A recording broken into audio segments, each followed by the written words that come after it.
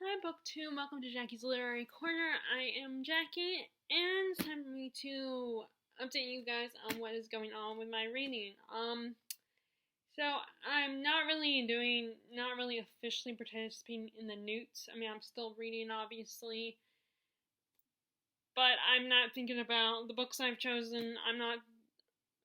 Or the ones I'm currently reading, I'm not thinking about how they go along with the Newts.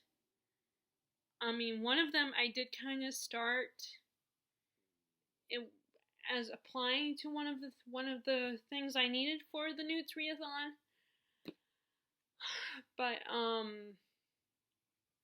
I'm not like participating. I'm not really officially like putting in a lot of effort, and my books are sliding.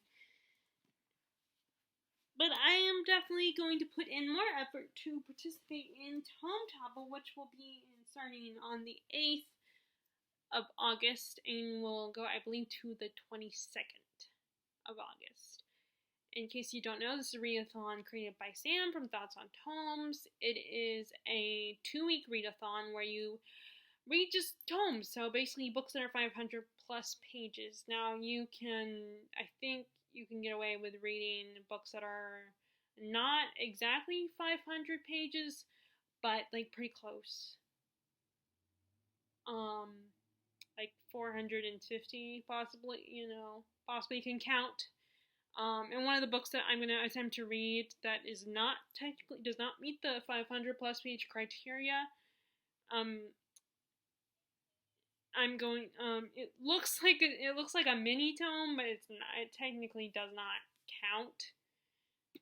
And that is the 5th season. I'm going to attempt this again. It's just the whole second person thing put me off, and I know that in the first several pages, it kind of like in the beginning, like the first part, it kind of throws you in there, so you're like you have to try to figure everything out. And like I said, the first part of the book is in second person, so that was a little off-putting. But I'm gonna try it again because I hear about this book so much and how great it is and how it's such a fun series. So I guess in a way I'm giving into the hype and attempting to read this again. I just need to read several pages, like maybe like 50 pages or 100 pages of this, and then see where, how I feel about it then. Like I need to read more than a few pages before I decide to, DNF it officially. But, and it also has all 3 of the books in this trilogy have won the Hugo, or at least have been nominated for a Hugo Award, so I'm going to try it again. I mean, like I said, it was really just the second person is a little off-putting, but if I can get past that and get past the fact that it kind of throws you into the world, then maybe I'll like it. I just gotta read up to like 50 to 100 pages, or maybe 200 pages to see, and then see from there like how I feel about it, if I'm going to keep going with it. And it's like actually the next few days might be a good time to consider that, because I'm off, since I'm off from work, so I'll have like 24 hours to read this. So, but it's just but like I said, I'm a little apprehensive, and I don't like I said, I want to read a good amount of pages before, I give up on it again. But anyway, I'm currently reading, before I get to the tomes, I'm going to try to the actual tomes. I'm still trying to read.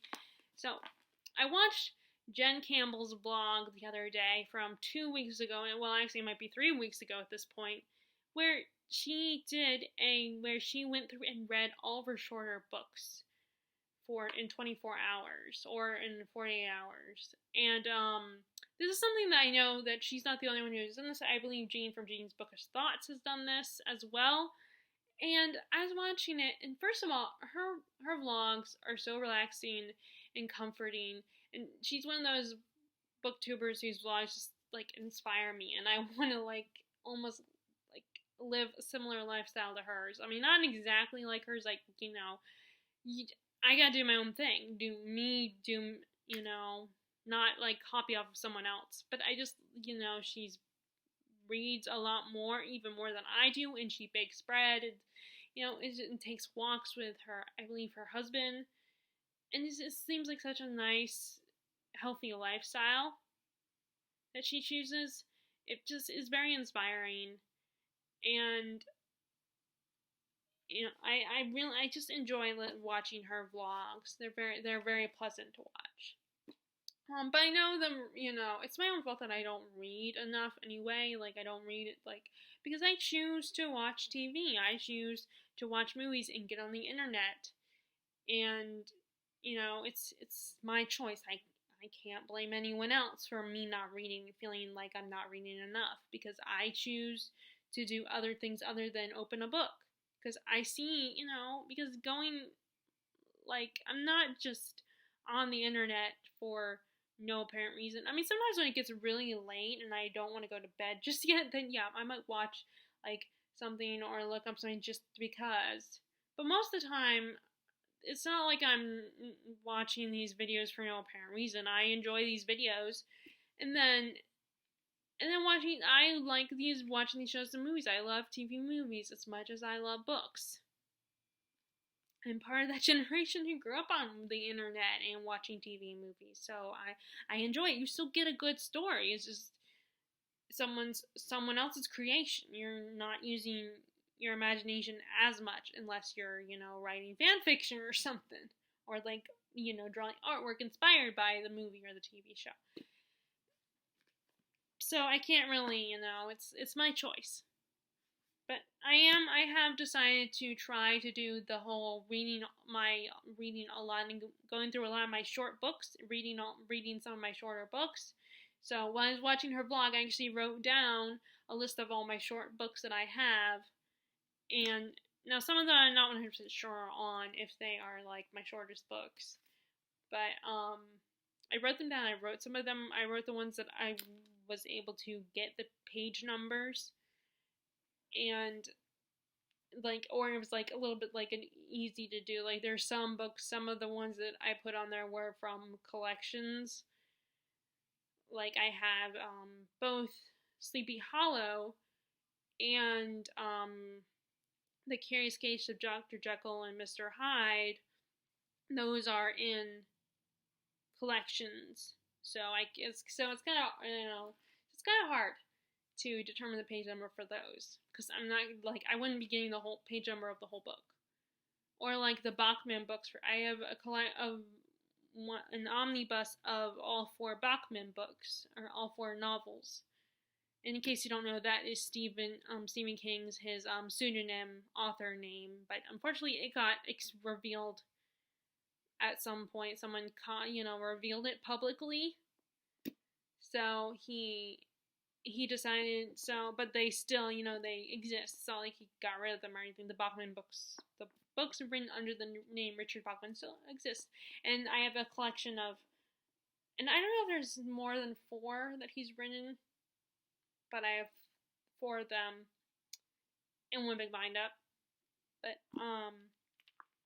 so I read my Belle's library, which is basically kind of Belle's diary of Belle from Beauty and the Beast, her diary of the books she would have read, the ones that she would have loved, and, with her quotes from her favorite quotes from those, although it's not just books, it's actually also some of her favorite, plays and stuff, and I don't know if some of them are in poetry, some of them could potentially be in poetry format as well, because, the time period, I'm sure there were a lot of epic poems that were, like, or epistolary novels.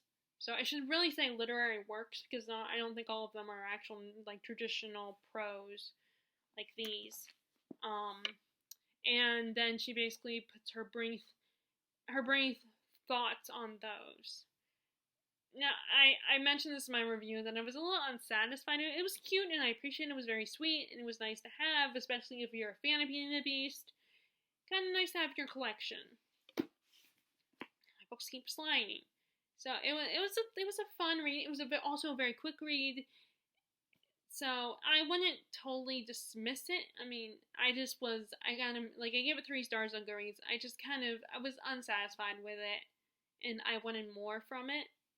And maybe, I don't know if that comes from my more mature taste, more developed taste in reading,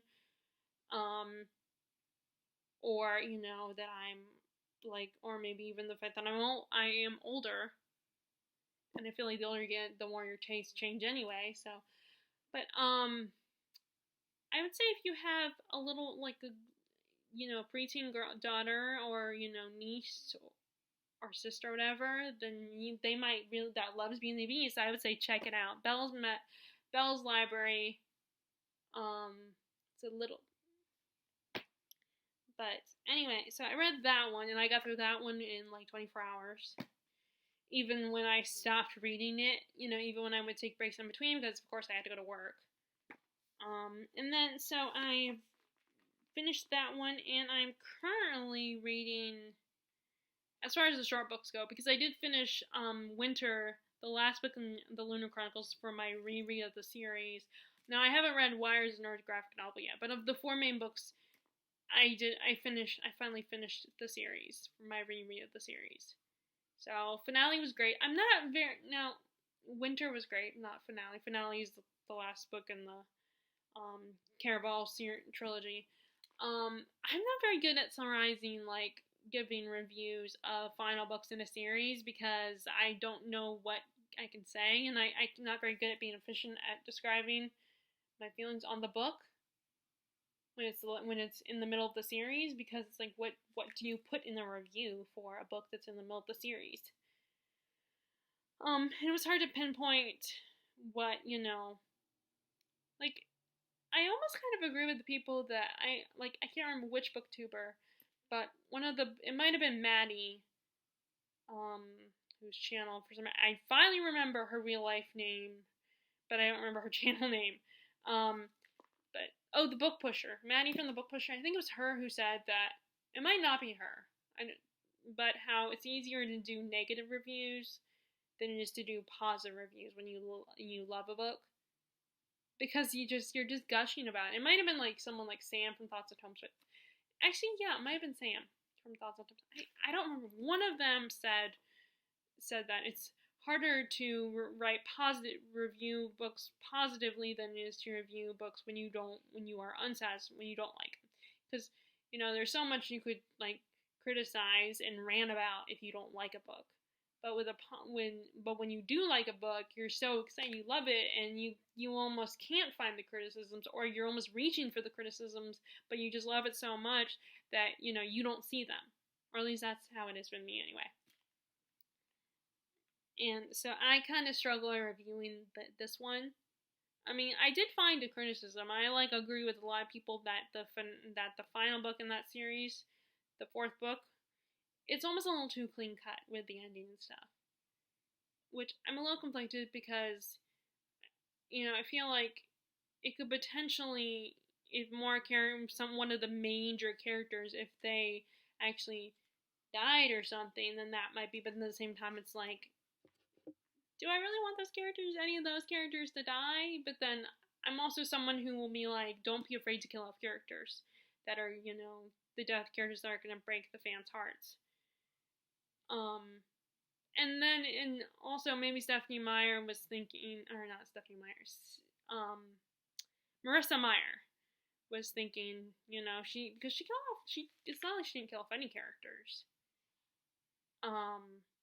But, like, maybe she's thinking, it's inspired by fairy tale, so it's gonna have kind of a fairy tale ending, so the fairy tale ending would be, we can't kill off all the main 6 characters.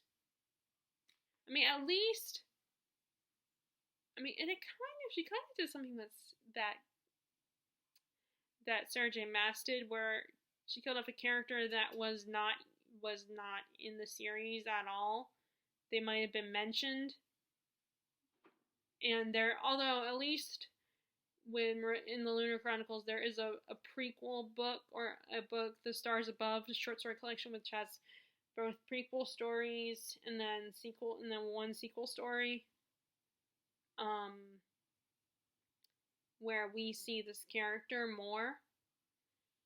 But it's almost kind of like what Sarah J. Maas did, where she killed off a character that was like barely in the book, was like mentioned in the book, might have been mentioned, but then the character, it doesn't mean as much.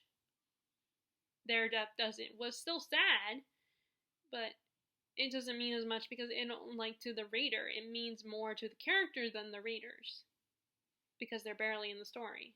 Although with this one, at least this character, we meet them in this book. While the character that Sarah J. Maas killed off that I'm thinking of, we met them in the first book, but then after the first book, we don't see them again. They're non-existent in the story. They left. Their characters left the scene, and then all of a sudden they come back. And so the fact that they were introduced in this final book helped a little bit, make, have a little more of a, like oh, I can't believe they killed this person. But anyway, so I was thinking about reading, including that for TomeTopple, but I was almost done with it, so it's like I wanted to get this read because I had, this book had been weighing on me, and I wanted to finish it for my reread, so. But the other two books that are actual short books that I'm working on are Under Western Eyes by Joseph Conrad. I'm still trying to figure out what's going on in this, and who our narrator is. So I think our narrator is from England, is a Brit. He's a Westerner, and this takes place in Russia, and I think he's in Russia, and he's helping this family who had just lost a member of their family because he commits a crime. He murders someone, and he was hired by one of his schoolmates to do this, and the British guy, it's from his perspective, so of course he's from the western part of the world, so he doesn't entirely understand how Russia lives and thinks and stuff like that. And it's like, so it's very interesting seeing an outsider's perspective, getting the story through from an outsider's perspective, not a true Russian who would understand all this.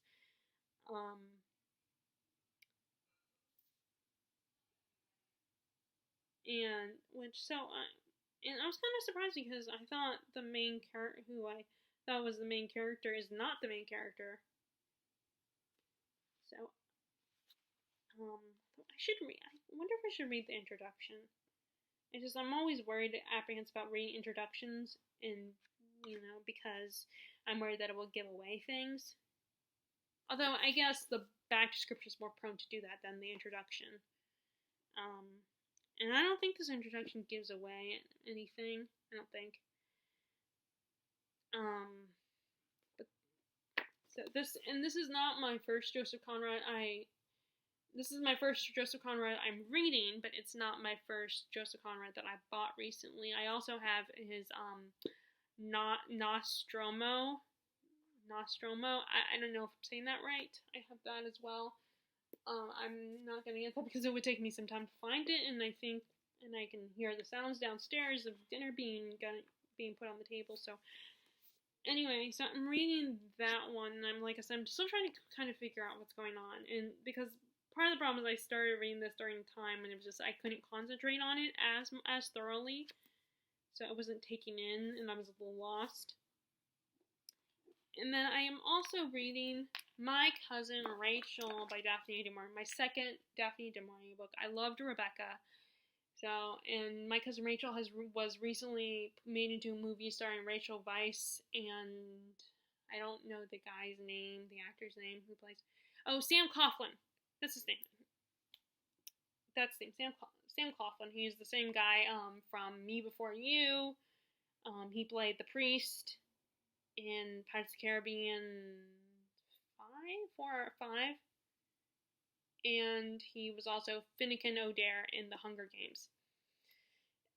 In this one, he plays Philip, who his parents died when he was little, so he lives with his cousin Ambrose in their mansion in the in Cornwall, I want to say.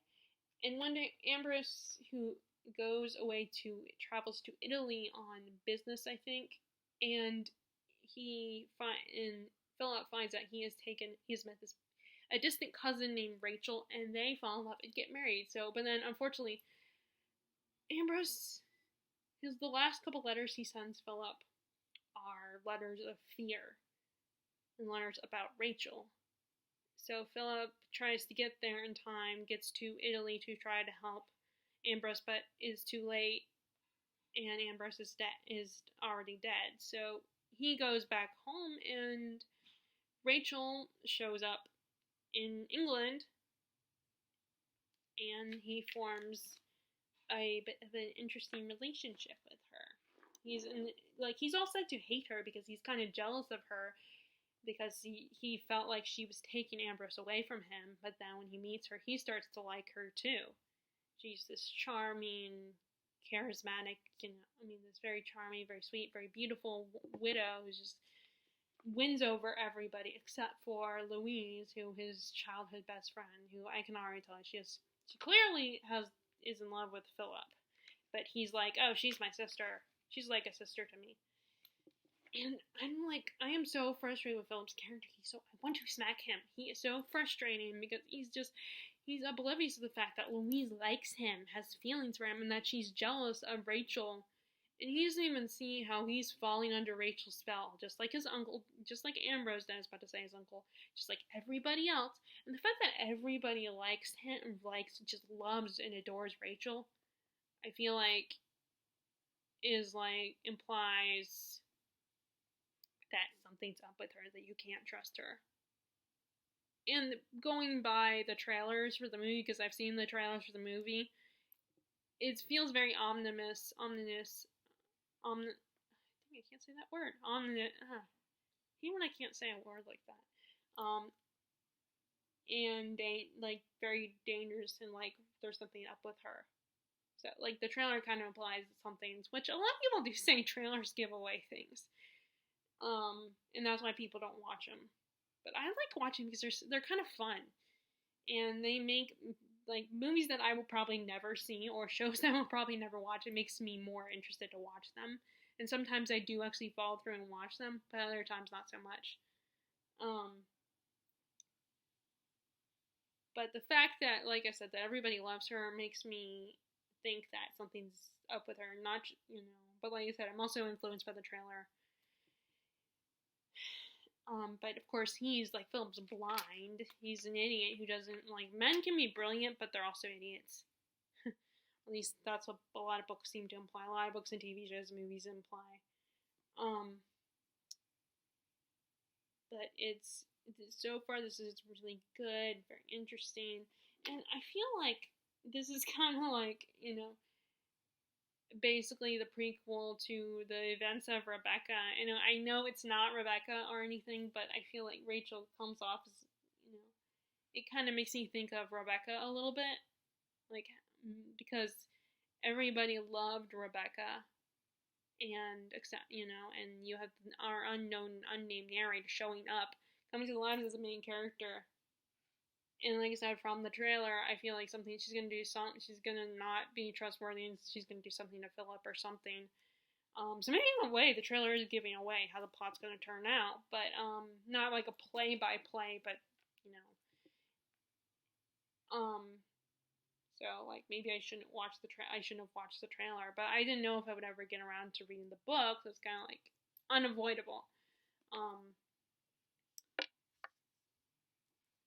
But it feels like basically how it could have been with Rebecca. I mean, it's a different story, obviously, and Rachel and Rebecca are not the same, but it's, you got the impression that Rebecca had, wooed and won everybody over, and everybody loved her, but then it turns out she's batshit crazy. And maybe, or at least greedy and selfish. And this feels like how Rebecca, if we got Rebecca's story, how that would have been. I mean, I don't know. Like I said, I'm just going by again, I'm kind of thinking about the trailer for the movie and what it seemed to imply. But for me personally, though, I mean, if I haven't exactly seen the actual movie, even the trailer gives away, if I haven't actually seen the movie itself, then I can still enjoy the book. Because unfortunately, with Secret Garden, Secret Window, I've seen the movie Secret Window, so I know the plot and I have the movie. So that's why it's a lot harder for me to read the short story Secret Window, Secret Garden, or Secret Garden, Secret Window. I have to look at the title again, because I know the story. I've actually seen it. Like with this one, I haven't actually watched My Cousin Rachel yet, so I can still enjoy the book because I'm not, I don't know the exact story. And unlike the other one, whose title I don't know what it's actually called, I cannot remember. But the rain is fine. The rain has been so weird because it will imply that it might be coming, like it might get rain, and then it doesn't start for hours, or it looks like it's gonna start, but then it doesn't happen until the nighttime until I'm gone to bed. Like yesterday I wore pants and so I could wear my rain boots because rain boots don't look kind of odd with shorts. So I wore my rain boots and my khaki pants. Of course, it's in like the 80s or the 90s, and I had to go to work, so it's not very comfortable. The good news is yesterday I think I was mostly inside. I think, which is so frustrating because I feel like I never know what to wear sometimes. But anyway, I'm really enjoying this, and I'm hoping to finish it soon. Like I said, I'm trying to get both these books done. I mean, not that I don't have to actually get this one done, but I definitely want to get this one done before the 8th. And just like I said, when TomeTopple starts. Okay, as far as tomes, like I said, the 5th season does not count technically, but I'm gonna read it. I'm gonna attempt to read it this month.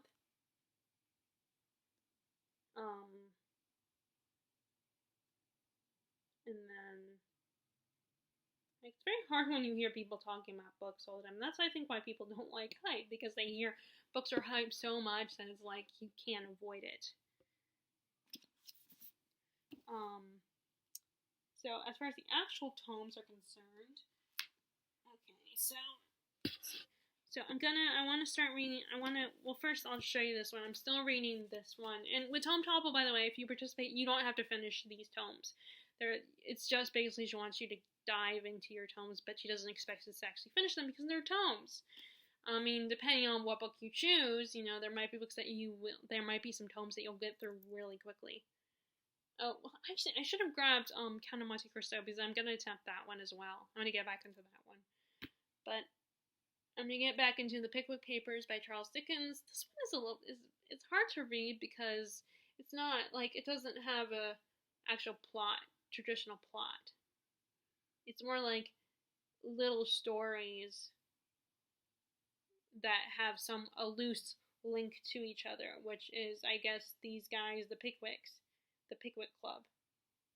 And what is his name? Samuel Pickwick he's our main guy. It's like a club where they basically hang out, do stuff, and collect stories. Like a bunch of, and it's cute, it's funny, and it's very amusing. Sometimes it's hard to figure out what's going on because it doesn't have a typical plot. It's like basically a bunch of little short stories. It's like a short story collection, but there's no separation, or the separation is the chapters. It's like in the format of a serialized format, but it's like, as someone in a reviewer, because when I'm hesitant about a book and I'm not sure if I want to keep going with it, I look at Goodreads review and I actually read the reviews, and one of the reviews described it as being like a sitcom where each episode is different, it has a different conflict, but they're all linked together. They have an overarching plot.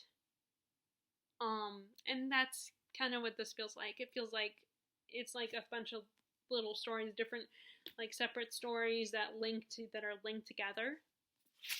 And a lot of people have said, you could, like a lot of those reviews pointed that it would be a good idea to like read this, like don't rush it, like read it slowly, which I am obviously.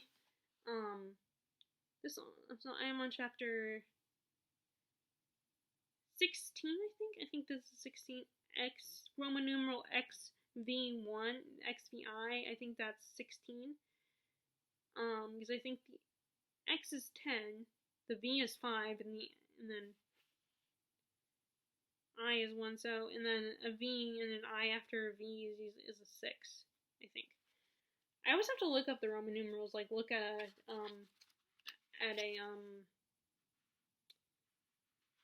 I have to look it up to see an image of what each Roman numeral is, because I can never remember the Roman numerals. But it's fun and it's very amusing. It's just kind of confusing, a little confusing, hard to follow sometimes because you don't know what's going on. I really like Mr. Tuppen. He's fun. And of course, who doesn't, Samuel Pickwick, who doesn't love him? And a lot of people, like 2 people, have compared him to Winnie the Pooh, his Samuel Pickwick's personality. A little bit naive, but lovable, wants everybody to be happy, and just, so I'm gonna work on this, and I'm trying to wait before I start Bleak House, because I want Bleak House to be my Victober read. But I keep thinking that maybe in September I should start reading that, because it is 800 pages, my edition anyway. So, and I know I'm going to be slow with it, so maybe it wouldn't hurt to go ahead and start at least by September. Like, I don't want to start this month. I want to get through this one, but maybe start Bleak House in September. Because it's not like I'm going to finish it in a month.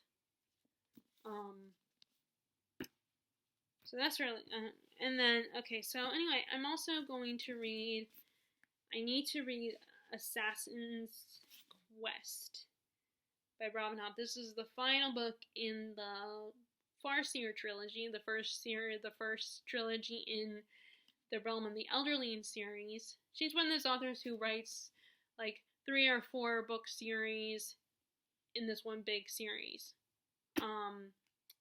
And this one is about our main character. This one is about Fitz. He's our main character, and he's the bastard son of one of the princes of this realm, who is the king in waiting. But then when his father found out about his existence, he abdicated the throne and left. Went to the countryside. So Fitz was fostered to the stable hand, Burrick.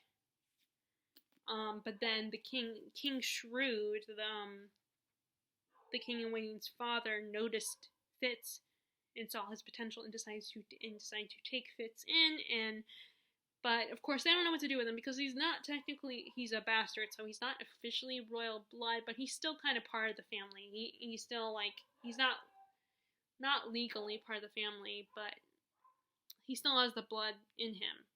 So King Shrewd fosters him again to Shade, or apprentices him to Shade, his assassin. And it's all about Fitz learning how to be an assassin, to observe people and understand them, and he is able to adapt the magic that the Farseer family can do, which is the skill, which is basically mind manipulation, controlling other people's mind, getting inside someone's head. And but Fitz can also do the wit, which is another form of magic which is kind of the same thing as the skill, except for with animals. But he's told by Burrick that people don't practice this and fear this form of magic, because a lot of times you're in danger of becoming more beast than man. So it's basically about Fitz's life in this whole situation, which his life is horrible. His life kind of sucks. And it's about him growing up and trying to adapt to the royal life, to living amongst the royals, but not really being part of the royal family because he's a bastard. And just feeling really unloved. Struggling with feeling loved. And even though he's very loved by both Burrick and Shade, and his growing up. Like the first book starts when he's 6. And the second is kind of like his preteen and teen years. And that one also involves a little bit of his first love, Molly. But that, of course, cannot work. Is very messy and complicated because of what he does, because he's an assassin in training. And then this book is about him being an adult and what he has to deal with as an adult. And he's kind of like, and he's not just, he also just gets mixed up in all the political crap, and he's just a kid, and it just really sucks that he has to deal with that at such a young age. But it's such, like, so far it's a really fun series. It's a very slow moving series, and like I said, I know, and it is, the first book starts when Fitz is a 6-year-old, so it doesn't read like a and it's funny that Robin Hobb does not write like a young adult author would write, but we are getting, the first book is from a child's perspective, and then the second book is from a teen's perspective. So that, and I do believe for some people it makes it really hard to get into the trilogy. And a lot of people say that this is not her best. And a lot of people want just get through this trilogy just to get to the Live Ship Traders trilogy, which I had the first and the third book of that trilogy. I do not have the second book because I had bought the third book I found the first book at the Roast Office bookstore, and then I meant to get the second book, but I accidentally got the third book instead from thrift books. I ordered the third book, not realizing it. But like I said, I'm trying to wait before I buy any more books, because my mom's trying to teach me the value of $1, so she's like, don't spend every month, don't buy books every month.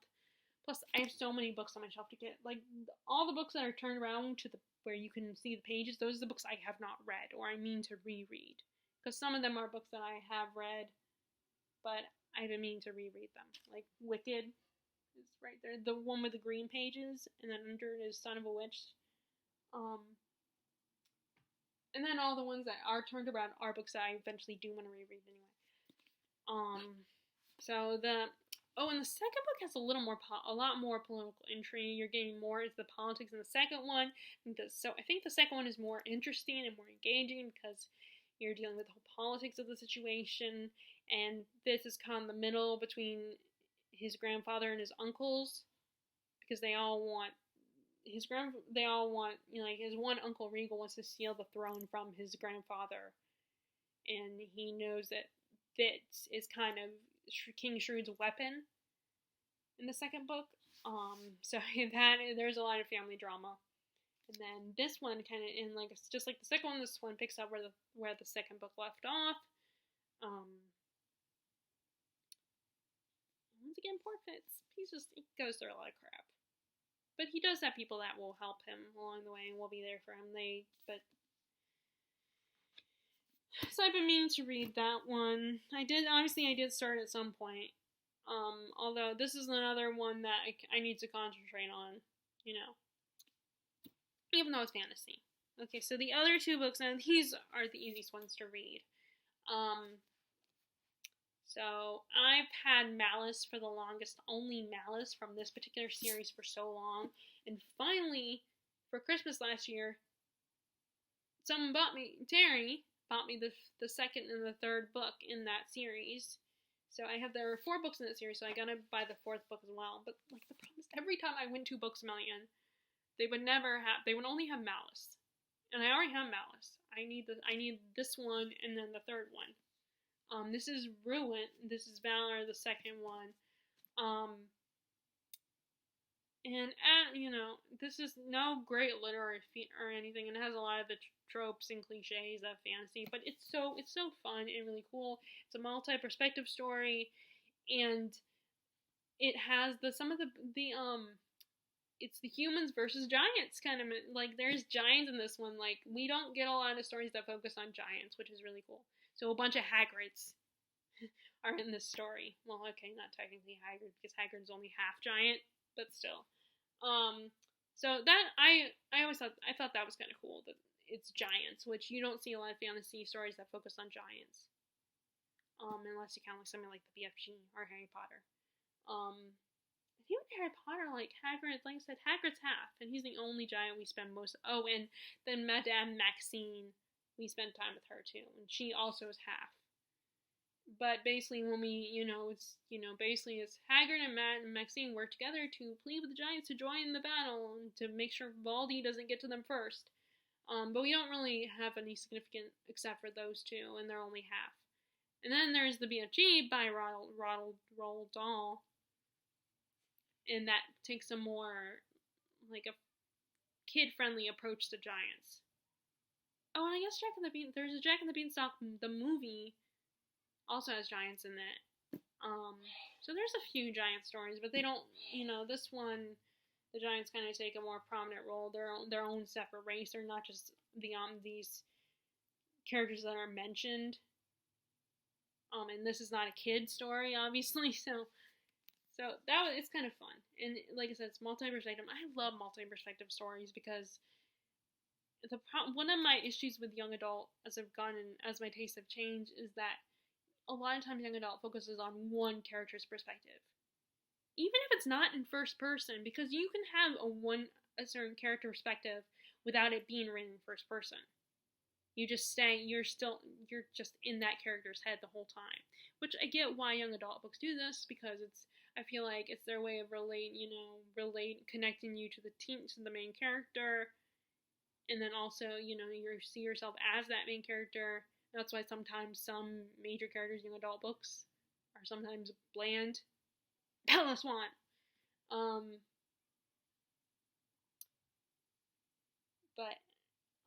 This, like I said, but multi-perspective, it adds so much more to the story because you can get everybody's point of view, whether they're good guys or bad guys. And also, one of the things that Daniel Green himself talked about is that it kind of, like Brandon Sanderson, John Gwynne kind of messes with the tropes, the classic fantasy tropes. Like, you have the chosen one trope in this story, although I have my suspicions about what's gonna happen with that trope in this story, but I'm not 100% sure if that's the case, because in the first book, you kind of get who's the good guy, who's the chosen good guy, the prophesied good guy, but I don't know if he's really, because it almost seemed too easy, but then maybe too quickly we find out who the chosen good guy is. Although it does, Daniel Green pointed out something else in his review of Malice, that the book kind of, the reactions of the chosen one, of that the prophecies coming true aren't exactly positive. Like, a lot of times in a lot of books, especially young adult books, the whole prophecy is, oh, it's a good thing, this person is gonna save the day and everything. It's like, well, sometimes that's not, especially if there's a big epic war. Like, I love how the MCU kind of delves into that a little bit. The idea of these adventures and the consequences of their battle with the bad guy destroys New York. Or in the case of, like, the Thor the Dark World just kind of destroys London, and then the first Thor movie kind of destroyed this little small town, so it's like, it kind of delves in how war and these larger-than-life characters, like, when they're in the battle, they're not necessarily thinking about the consequences of the battle that they're in the middle of. But I did start reading chapter 4. So one of these books like I said, I want to focus on Under Western Eyes and My Cousin Rachel first, get those finished. Or at least one of them finished. And then this is volume 2 of the Rhyria Revelations, Rise of Empire. So this particular series started out as an indie series, but then it got so popular that a publisher picked it up and decided to publish it into a non-ebook, because it started as an ebook. And there's 6 books in all. So Michael J. Sullivan put them into 3 volumes, and then he has a prequel series that just came out. This series is about these two guys, Hadrian Blackwater, and Royce Melgar, or Royce, I can't remember the last names, Royce Melbourne. They are two thieves for hire. And this guy hires them to steal this sword that is locked in the chamber of the king of Melgar. And when they get there, it turns out that an assassination was planned right as they got there. So the prince believes that they are the ones who killed his father, the king, and they get arrested. But the prince's sister knows that they're not the ones responsible for her father's death, and she sets them free, but arranges it so that they will take her brother with them and go see this wizard guy who knows what's really going on. And it goes from there. This is really fun. I love Royce and Hadrian. I have my theories about how things are gonna turn out with these guys. It's such a fun, and again, just like Malice, it's cliche and tropey, but it's still just really fun. And like I said, I don't read a lot of these kinds of fantasies anyway, truthfully. I may read a lot of young adult fantasies, but this is still kind of new for me, these more adult fantasies. And I think that's why, because I read a lot of YA, I think that's why it takes me so long to read a book that's even this chunky. It's not even that bad. And the writing style is very easy to read. But, it's so fun so far. I love Hadrian. He's like on my crush list. He's like that lovable rogue that, he's a thief, but he has a heart of gold. And Royce is that guy that, like, he's kind of selfish and doesn't want to, it's all about himself, but then, because he cares about Hadrian, he's developed this friendship with this guy. He's like, okay, if you want to help these people, then I'll help them too. I have to keep an eye on you, and it's just so fun, and I love these, and like I said, I don't know, so that's the books I'm thinking about for TomeTopple. I don't know if these will officially be my reads for TomeTopple. I feel like I definitely need to read these three, at least, because I've been holding off there, they've been sitting there for a long time, and they're all part of a series. And this one is the last book in the trilogy, and then before I can get to the Life Ship Traders, so I definitely need to read this one. So these three are definite. Like I said, I want to read the 5th season, even if it doesn't technically count as a tome.